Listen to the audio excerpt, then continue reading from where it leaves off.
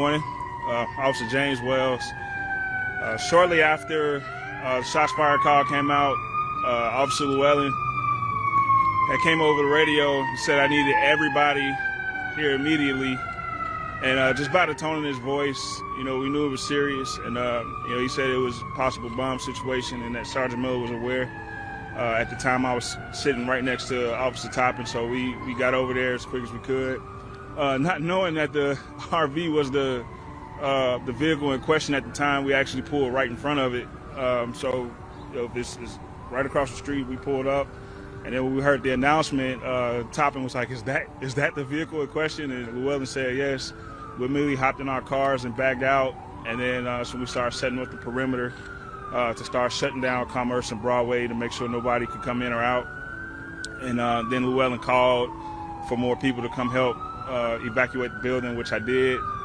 At that point is when I heard, you have 14 minutes to evacuate the area. And at that point is when I started to prepare my mind for secondary things to happen. I actually told everybody when we come out to make sure we look at the high ground and the parking garages just in case, as I felt like maybe an active shooter might have followed that, just because it felt, at that moment, it felt real, and it felt like there was going to be some secondary activity. So every time we came out of the building, we made sure that we were looking around and checking high areas, just making sure nobody was peeking around and looking at us.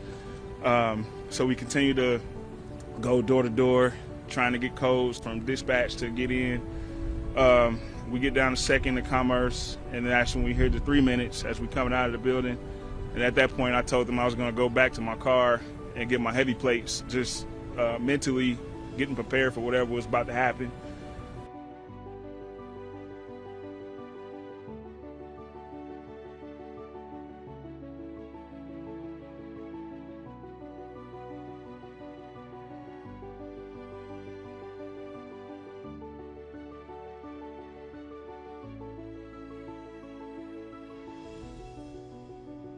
And as I'm getting ready to walk toward them, walking back toward the RV, and this might not be politically correct, but this is my truth. And I literally hear God tell me to turn around and go check on Topping, who was by herself down on Broadway.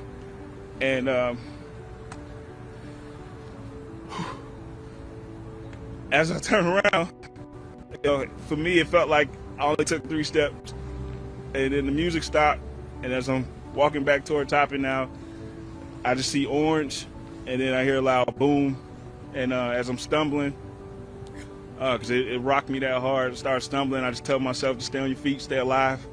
And I just take out in a full-out sprint, and I'm running toward Topping to make sure she's okay. And we kind of meet in the middle, and we just grab each other, check each other, and I'm yelling at her to get her gun out, because, like I said, I felt like there was going to be some, it just had a feeling that, it's just weird. It just felt like something out of a movie. And so we're checking on each other, and she's asking me, she's telling me that they're trying to raise me on the radio. I couldn't hear, so I just lost temporary hearing in my left ear. So as she yelling, I'm saying what, and a couple of explicitives, tell her I couldn't hear. And they get me to the paramedics. I call my wife immediately, let her know just before anything got out, to let her know that I was okay. And while I was in the ambulance, they were trying to get me to go to the hospital, and I just didn't want to be by myself at that moment, didn't want to leave them. And then I heard that there were 3 people that were injured, so I told the paramedics to take care of them. And I was like, I got, per policy, I got 10 days to get checked out. So it's like, y'all go check on them, go check on the civilians. And then I immediately went to go find Topping, just kept asking where Topping was, and we found her, and that was my part in it.